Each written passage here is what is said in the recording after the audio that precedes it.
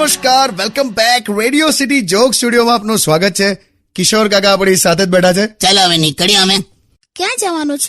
અને આપડે પેલા ગુણવંતભાઈ નહીં, એમનો બાબુ આવે છે, 12 વર્ષ પછી આવે છે ક્યાંથી? જેલમાંથી. જેલમાં હતો? હા, એટલે એમાં હું થયેલું કે એક ભાઈબંધનું એને ખૂન કરી નાખેલું, તો એને 14 વર્ષની જેલ થઈ, તો આજે છૂટ્યો. તો તમે તો એવું કીધું 12 વર્ષ પછી આવે છે. એમાં શું છે, એ છોકરાનું બિહેવિયર પેલા જેલમાં એટલું બધું સારું હતું કે સરકારે 2 વર્ષ એના ઓછા કરી દીધા સજાના.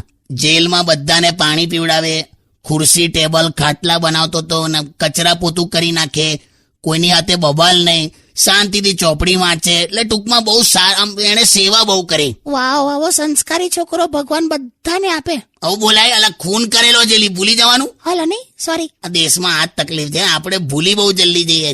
ચાલ છોડ, જય Shri Krishna. Yes, stay tune with radio city 91.1. Only on Radio